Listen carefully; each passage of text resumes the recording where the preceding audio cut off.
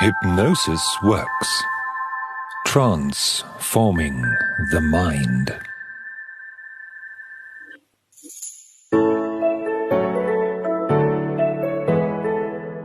Hi there, I'm Hendrik Baird, a practicing non-medical hypnotherapist currently based in Pretoria, South Africa. I'm always curious to learn more about hypnosis, and so I thought, what better way to learn than to chat with other hypnotherapists to gain some insights into what they do and how they work. So join me as we explore the fascinating world of the mind and of hypnosis.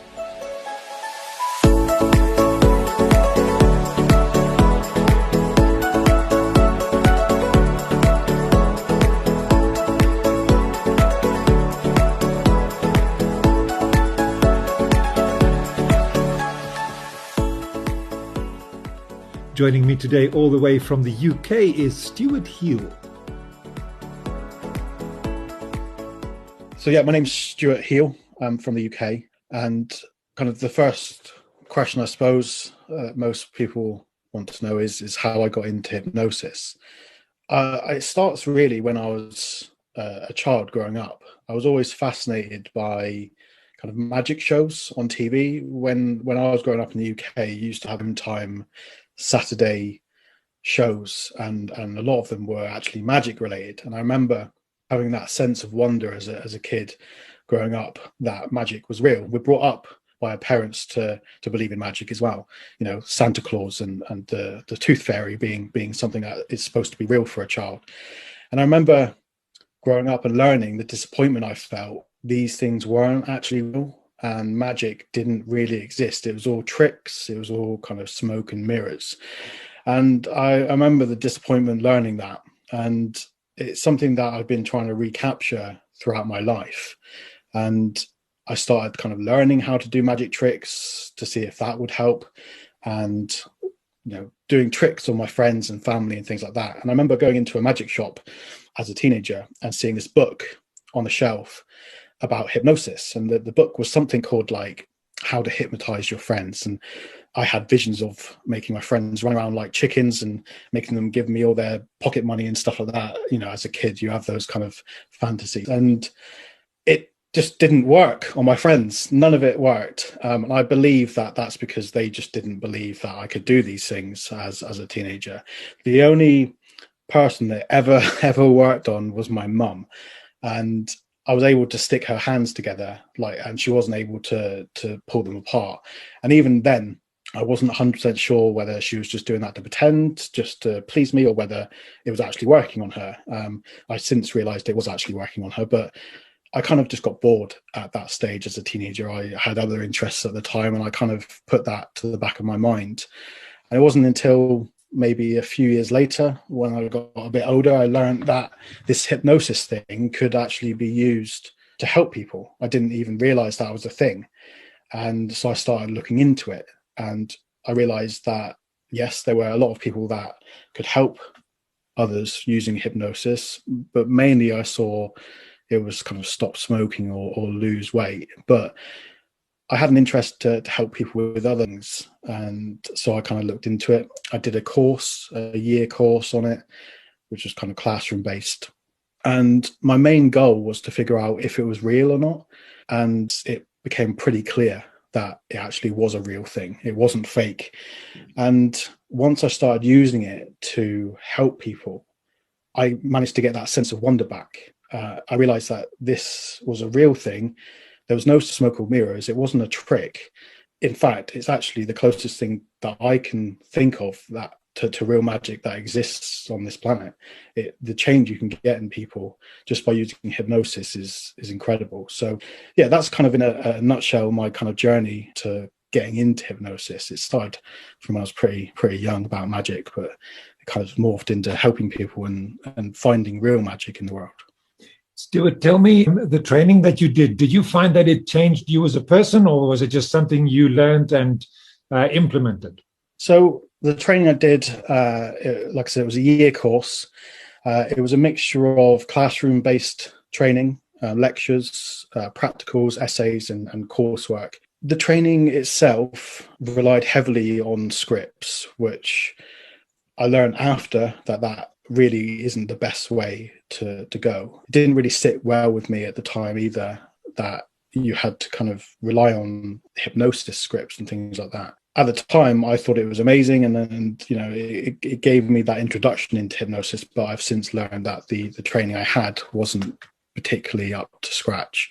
So I decided to learn from others, different people in different backgrounds, not just necessarily from a hypnotherapy point of view, but from a stage hypnosis point of view or a street hypnosis point of view, just to see how they do things and how they use this thing called hypnosis. I studied with quite a few different people: Jonathan Chase, who's a UK stage hypnotist, Anthony and Freddie Draquin, again UK based. They kind of do both street and hypnotherapy. James Tripp, who actually introduced me to something called hypnosis trance. So it's using hypnosis techniques and methods, but without kind of the eyes being closed. And that opened my eyes, if you excuse the pun, to understand that actually hypnosis is not just about closing your eyes. You can do these things outside of hypnosis, and using things like ideomotor responses, which is where the fingers can move to represent answers to questions. Bob Burns does a lot of stuff with that, with the Swan protocol, that you don't actually need deep hypnosis to actually get results. I then trained with someone called Carl Smith, who has a kinetic shift protocol. But mainly what I like to do is take little bits from different methods, different teachings, and kind of put them together to make my own style.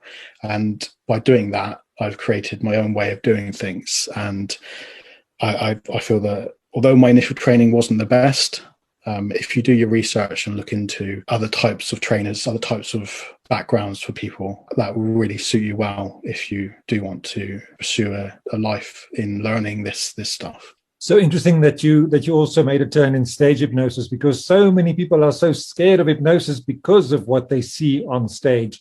And one of the interviews I did locally with a stage hypnotist said a hypnotherapist will gain so much by knowing some of these techniques that stage hypnotists use. Do you agree with that? I do, yes. Because I started off this journey from liking kind of magic, it was not a massive leap to be interested in some of the stage stuff that goes on. I don't feel that people going to a stage show should be ridiculed or made to feel foolish or embarrassed. I don't believe that side of the stage hypnosis world is relatively right. But I do kind of lectures in different businesses in the UK, and one of the things that I actually do is I just use pure suggestion and do a little kind of routine where people's hands are stuck to their head, or their feet are stuck to the floor, or perhaps they forget their own name for a moment. And it's not to do these things just for the entertainment value. It actually is a powerful message to show that if the brain is that powerful that you can forget your own name, for example, or your hand is stuck to your head, then what else is it capable of? That fear that someone had, that habit that someone has, if the brain is so powerful to manifest the fact that your feet are stuck to the floor right now, what else can it do? What else is it possible to be able to change? And that's why I love the other aspect of it, the stage type, street type stuff, because you can learn so much more about the brain and how it works, and actually change that message to make it a positive one. It doesn't just have to be what you see on TV where people are running around like chickens or anything like that. It can have a powerful message, and if you do it right, it can be a really good thing. As a hypnotherapist, do you find that you see more of a certain kind of problem that you attract kind of a certain kind of client, or is the problems that you see kind of all over the place? Tell me a little bit about your practice and the sort of problems that you address. I realized early on that, and I potentially was one of these people that said, right, now I'm qualified, I can help anyone with anything. And there's that blanket approach of working with whatever comes along. I saw others that primarily dealt with just stop smoking or weight loss, which was what most people think of when they think of hypnotherapy. But I started to see quite a few clients for phobias and anxiety. And I started to actually enjoy helping these people more than, say, stop smoking or lose weight. And I think partly that was because at the end of working with someone for a phobia, if before they came to see me, they could just think about a spider, for example, and feel that fear in their stomach or chest. And then at the end of the session or the end of the time with me, they're unable to get that feeling anymore. I know straight away that it's changed. But with the weight loss and that kind of thing, obviously you have to wait a few weeks before you realize if it's actually taken effect. But I also decided that if I specialize in certain things, then it's only going to improve my methods and techniques with those issues. So, if you've got a leak in your kitchen, you don't necessarily call someone that is a carpenter, a plumber, an electrician all in one. You phone a plumber. So I wanted to specialize in those areas, really, just because I wanted to become better at them. And yeah, that's what I do. So I primarily focus on just fears, phobias, and anxiety. I work online at the moment because of the pandemic, and actually that works really, really well for my clients and me. So yeah, primarily fears, phobias, and anxiety. I want to come back to the online method of working in just a moment, but tell me about the kind of processes that you use with a client. How many sessions would they normally come for? Do you use regression, parts therapy? Tell me a little bit about the technical aspects of how you work and the processes. Because I've learned bits and pieces from different trainers and different kind of people with different backgrounds, like I said, I made my own kind of style on what I do. So I use a mixture of eyes closed and eyes open therapy. What I really like to do is to set my clients up to be able to change things themselves. And I teach them the techniques that we use in the sessions. It's like that saying, if you give someone a fish, they'll eat for the day. But if you teach them how to fish, then they're set up for life. I like to set my clients up for life. My goal is to build up my clients' independence so that they actually don't need me anymore. And the theory, which I'd love to be able to give my clients if I can, is the fact that they don't need to have therapy for this issue again, or potentially other issues that pop up in their life, because life is complex. It's, confusing sometimes, and things do happen. These techniques that I teach give my clients the ability to be able to use them when and if they need to. With regards to sessions, now that's quite an interesting topic if you go on Facebook and things like that within the hypnotherapy kind of industry, and you see some conversations surrounding it. Some people say, I only ever do one session, that's all you need. Some people say, well, this issue, you have to do X, Y, and Z sessions because that's just what you should do. I started off by just selling kind of single sessions and maybe a couple session packages, but I've actually changed the way I do things now, and I feel that I work differently to most therapists that I know. So I don't sell single sessions or packages anymore. What I tend to sell now is results, and that is literally however many sessions it actually needs. So they pay me one price, and we keep going until it's sorted. I've had amazing transformations and life-changing results in just the one session. But I always now follow up on that session to ensure that the issue has gone and it's reinforced. My minimum, I would say, is 3. Are they all needed? Perhaps not. But the way I do things now, I'm not constrained by the worry of having to charge extra for more sessions, and neither is my client. We just keep going until myself and the client are happy. Normally, it's between 3 to 6 sessions is kind of my typical length, but everyone's different, and the way I do things now, it doesn't actually matter. Yeah, yes, it's my time and it's their time, but if it gets the job done in 8 sessions, 10 sessions, that's how many it needs for the client. I find this is such a better way to do it, because you're just not constrained by that old worry of how many sessions is it going to take. It just takes as many as it needs. That is so interesting. You are the very first person that I speak to that has this kind of working method. Everybody else goes, you go per session, you pay per session, and you're done when you're done. This is quite unique. And as you say, you work this sort of method out yourself. It's quite admirable, I must say. Thank you. Yeah, it was a bit scary when I first initially kind of decided to do it, because you have that worry. You think, well, what if the client just keeps on wanting more sessions? And it's all about those conversations you have at the beginning. You need to make them aware that you are there to help them through this process and get this issue sorted. And you get a feeling for your client. And I have quite a strict kind of onboarding method of making sure that the client that I work with is the right fit for both myself and for them. And, it's being able to say, I don't think you're the right fit for me, and having the confidence to do that is where I think the way I do things works so well, with basically working until it's sorted, because I don't tend to have those clients that would likely abuse that, or likely to be an issue where they'll need constant sessions throughout their life. It just doesn't seem to come up. So yeah, it's all about having that initial conversation with your client and making sure they're aware of what you can do for them, without them taking the mick. That means you put quite a bit of pressure on yourself to be able to produce those results, obviously, as soon as the client is ready for them. Yeah, I also offer something which I don't know if anyone else does it, but I offer something called a first session guarantee, where if in the first session, or I say 24 hours from it, they feel it's not for them, or my style isn't for them, then I'll refund what they've paid. It's just to give them that peace of mind to give it a go. And also, you don't ever know 100% whether you're going to be able to help someone until you start working with them. And normally by the end of the first session, I have a pretty good idea.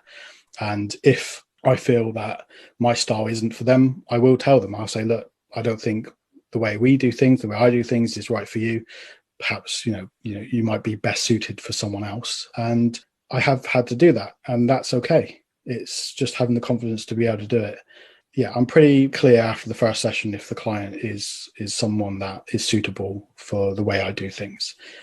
Do you have a network of other hypnotherapists that you can refer to, or that you could share information and learn from? Mainly my network is through Facebook groups, or for hypnotherapy groups.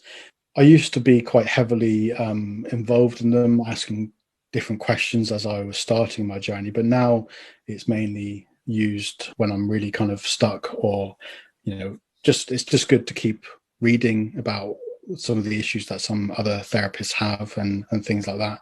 But I've got a little network of other therapists that work differently to me, and that's great. People have different styles. I'm the type of therapist that I don't ask my clients to lay down, or I don't have any kind of music in the background. I don't use visualization things like walking downstairs or going to a beach or anything like that. That's just not my style. But some clients expect that, and they sometimes want that, and that's okay. So, there are different therapies or therapists out there that I can refer clients to. Just because it doesn't work with me doesn't mean hypnotherapy isn't going to work for that person. Well, it is such a personal process with the client. So, yeah, you're right. One has to have that rapport with that person, and, before you can get them to go on that journey with you, that is so often so life-changing. Talking about the way things have changed, COVID, as you said, has had a huge effect on how we deliver services. And everybody I've spoken to so far in the series has said online hypnosis works really well. Everybody doubted it and were very sort of hesitant to use it, but they find it might actually in some instances work better than when a person comes in and sits in your chair. How's your experience been? Very, very similar. I was very hesitant at the beginning. I was purely face-to-face, in person, and I had a office in the center of my town that I'd have to travel to. The client would obviously have to travel to there as well, and I'd have to book sessions out on a booking system that wasn't my own. It was a shared space with other therapists, and there were occasions when I couldn't get the time that I wanted or my clients wanted because of that issue, and you had to leave space and time between sessions and after sessions for other therapists to book in and that kind of thing. It was a bit of a nightmare, to be honest. And actually being able to do things online now, I can have my own booking system, my own scheduling system that is based on my time. If I want to be available this afternoon for a few hours, it's just as simple as someone just scheduling that appointment, and I just send them the Zoom link.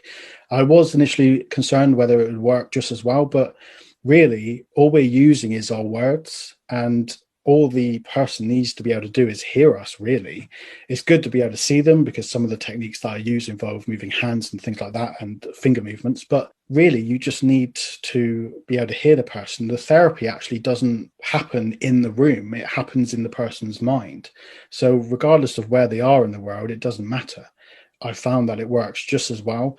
The scheduling side of things is so much better for myself and my clients. If a client texts and says, look, I'm having a bit of an issue right now, are you free for 10 minutes? I can just quickly jump on Zoom and help them out in that time. Where before, if I had to see someone, I would have had to say, right, okay, could you see me tomorrow, perhaps at this time? And I'd have to make sure the scheduling was booked correctly at the office that I use. And it was just, looking back, it now seems strange that I used that system to book people in and to see people. But now doing it online, so much easier and so much better for myself and my clients, I feel. I was speaking to a hypnotherapist in Wales recently, and she had this theory that it works better because when a client comes into your office, they come to a strange place and they're uncomfortable and they have to get used to you and the new surroundings and so on. And then you do the session with them, and then they go back to their space where they might easily fall back into old patterns. And she's of the opinion that when you work with somebody who is at their home, the therapy is actually much more effective because you are dealing with them in their surroundings, and therefore the changes they make are much more profound. How do you feel about that? Yeah, no, I would agree with that. Often you would have someone stuck in traffic, or have some other issues where they'd had to endure by coming to see you physically. And then after the session, they could easily have those same issues again. I remember one client couldn't get into the car park that for where I was doing the session. And I received a text message saying, I've gone home. I can't deal with the stress of being able to not park. I've gone home. Can we do it another day? And that would obviously never have happened if we were able to do things online.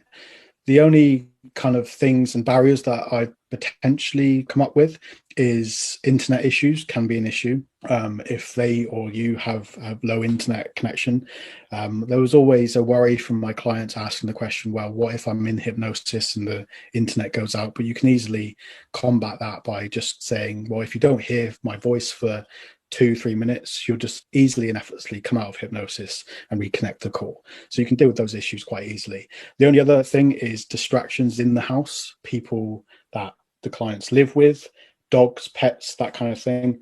But I always say, if you can make sure that you're in a space where you can be free from distractions, and often they follow those instructions quite easily, I feel it's a lot better. So from a business point of view, did you change your fee structure because you're now working online, or do you charge kind of the same thing? When I moved to purely online, I did change the way I do things. And that was the point where I changed, going from charging single sessions and small packages to charging for the results, because I could easily be more available for my clients online. And yeah, my fees did change based on that. And the business of hypnosis, how do you get your clients? Where do you advertise? And is it worthwhile doing as a business?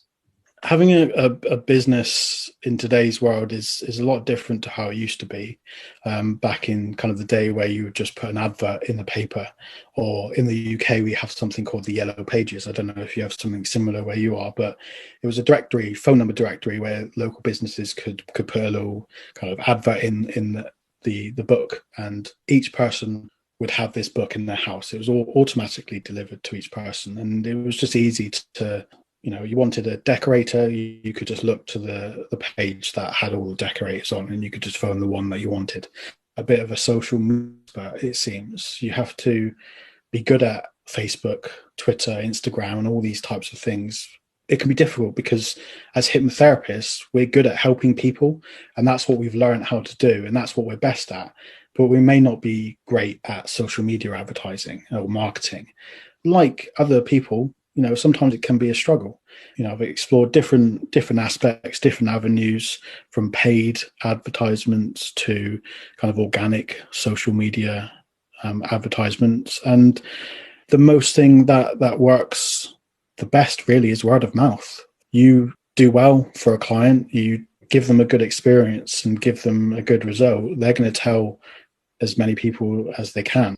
Also, by teaching my clients the techniques and tools that we use, if in the future they go to use that technique, they're instantly going to remember who gave them or who taught them that thing. And that's going to be something as a reminder to be able to tell their friends or family.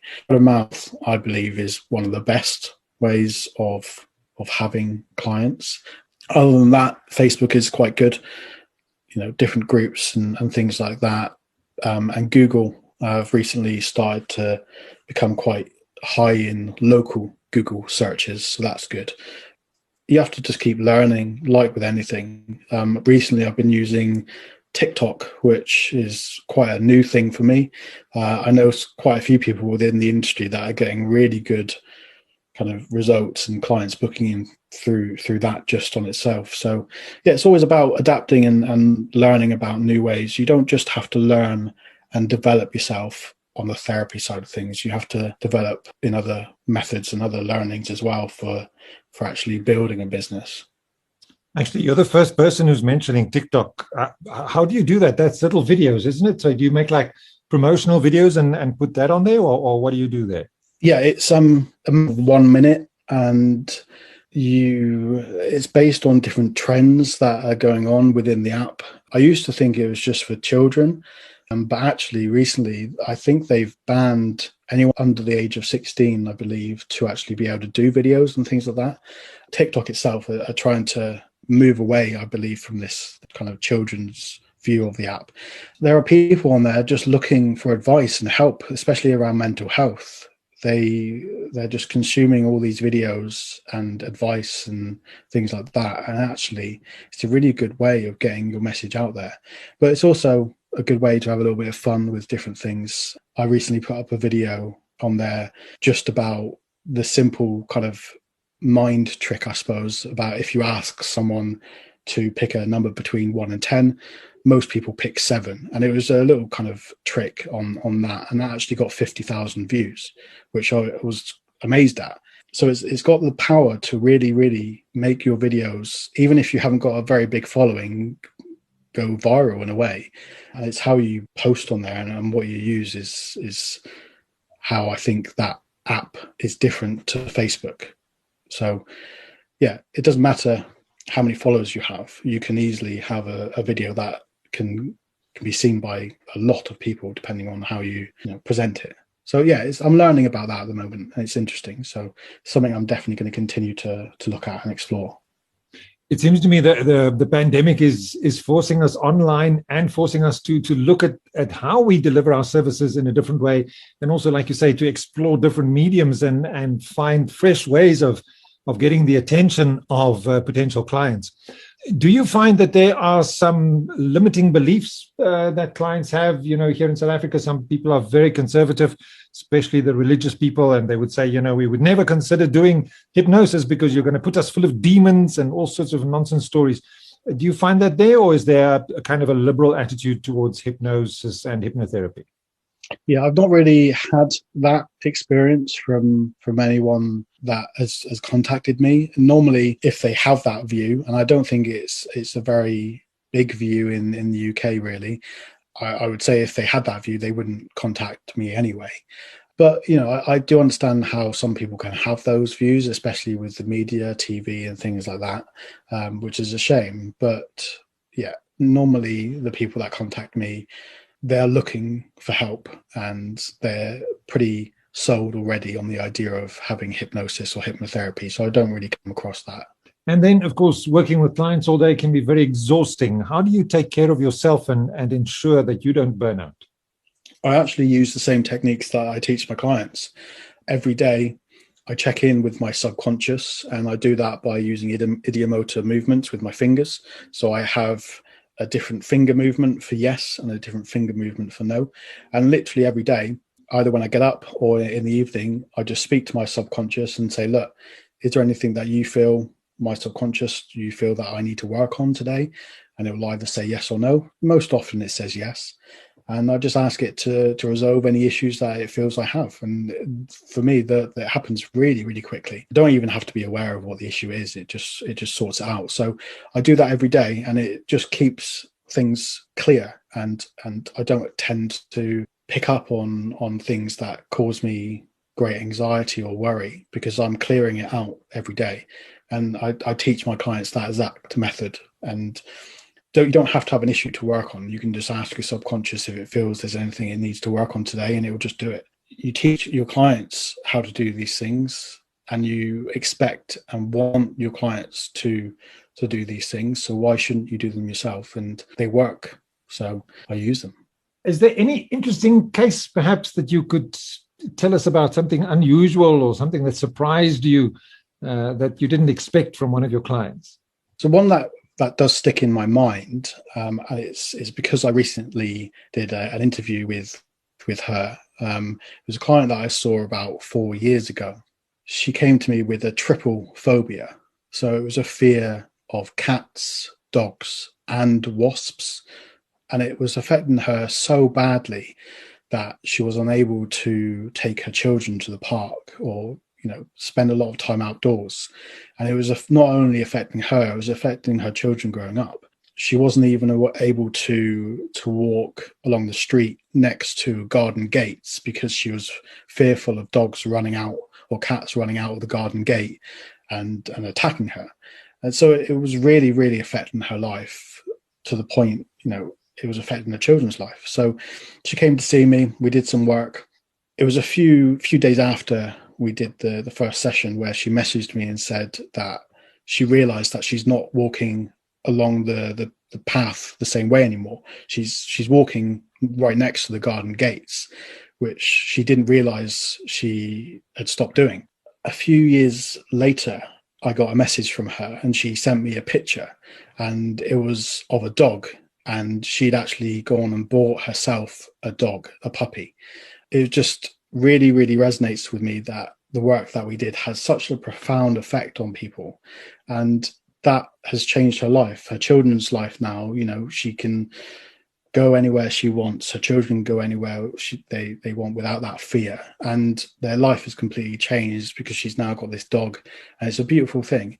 And I recently did an interview with her, which is on my YouTube channel. And halfway through the interview, she pans the camera to her right, and she's got her dog just sleeping next to her, all peaceful. And it was just an amazing, amazing thing to know that I've had some aspect in helping her with that. So that's one that really, really does stick in my mind. One other that sticks in my mind is a guy that came to see me because he had a fear of choking. And it was because he choked on a chocolate bar with nuts in it, peanuts. And a peanut got stuck in his throat, and he could only eat after that. He could only eat blended food, and it was affecting his health, his life, and he was struggling. We removed the fear. It was gone, and he was able to eat normally, easily. And he messaged me after the session telling me that he'd just eaten a roast dinner, which is if we're, you're from the UK, we love our roast dinners. And he was so excited that he'd eaten this roast dinner. And, that again is life-changing. It's those life-changing results that you don't kind of think of when you think of phobias, because someone with a phobia, you just think, oh, they're just being silly perhaps, and they can just get over it. But phobias can be really crippling. They can have life-changing kind of aspects to what someone's going through. And by changing that, even just a fear of spiders, I had someone where they couldn't even say the word spider, it's that bad. And it can literally be life-changing for that person. It can affect them, their family, their friends, their social life. It really, really, really is an amazing thing that we do. And just to come back quickly to the online hypnosis, are you finding that you are seeing people out of your area? Some people are saying they are now seeing clients from around the world. What is your experience in terms of that? Yeah, I certainly am. I am seeing clients in America, seeing clients in other areas of Europe. Had one in Australia. It makes your local hypnotherapy practice go global. Doesn't matter where the person is, you can help them as long as the time zones are suitable. Literally, like you found me, you're from South Africa, I'm from the UK, you found me online, and that would have never happened if I was just purely focusing on local areas and local things. So just having a hypnotherapy practice just in your local area, I don't think is suitable these days. You have to kind of look globally and outside of where you live. So if people do want to get to know you better and possibly book your services, please give us your contact details. Yeah, I can be contacted at my website. So it's www.heal, which is spelled HEALE, and then the word hypnotherapy.com. So that's healhypnotherapy.com, or you can just search for me on Facebook, just search for Heal Hypnotherapy. I normally primarily book in a call first with my clients just to make sure that they're a good fit for working with me. So there is that kind of barrier, I suppose, but it's purely to make sure that we're a good fit. So yeah, you can contact me there. Fantastic. And one last thing, if somebody is still a little bit hesitant to go for hypnotherapy, how would you convince them that this is the modality that they can use to solve their problems? Yeah, it's a good question. Many people see a hypnotherapist as a last resort. It's a shame, but it's quite common. They try everything before trying kind of this last dish effort to try this hypnotherapy stuff out. You know, they've tried books, courses, talking therapy, counseling, and nothing seems to have worked. And they have this belief potentially that hypnotherapy is going to be the same. But I believe that these therapies, other therapies, haven't worked because these types of therapies, although they are great and they can have their place, mainly deal with the issues at a conscious level. Just like we're speaking now, we're speaking consciously, but I believe that that's not where these issues lie. They lie at a deeper level. And whether you call it subconscious, unconscious mind, or just perhaps parts within us, it doesn't really matter. With hypnosis and hypnotherapy, you can literally have that conversation with the part of that person that is controlling the issue. And sometimes it's just as simple as saying, you know, that thing you've been doing for Stuart, for example, it's no longer what's healthy for Stuart. It's affecting his health mentally and physically. It may have been useful in the past, but it's now no longer what's useful for Stuart to continue with this behavior. So with that in mind, can you resolve the fear, resolve phobia, resolve the anxiety? And sometimes it's literally as simple as just asking that part or asking the subconscious or unconscious, whatever you want to call it, to change its behavior. And that's why hypnosis and hypnotherapy works so well, is because it's the communication method that talks to that part, the subconscious, the unconscious, at its level, because that's how it communicates. It's not a conscious problem, it's a subconscious problem or an unconscious problem, or it's a part within them. And that's why I believe hypnotherapy is one of the best tools to help people. And like I said to you previously, it's the closest thing to real magic that I know that exists, because it's just magical what can be achieved. So if there's anyone listening thinking, do I go for this hypnosis, this hypnotherapy thing? Definitely go for it, because it could have the potential to change your life. Well, I found chatting to my hypnosis colleague very interesting and insightful, and I trust that you did too. Their contact details are in the podcast description, or you can get in touch with them through findahypnotist.co.za. If you want to find out more about me and what I do, please visit my website, hendrikbaird.com. Remember, I release new episodes every Thursday, so be sure to subscribe to my channel. Until we speak again, have a hypnotic day.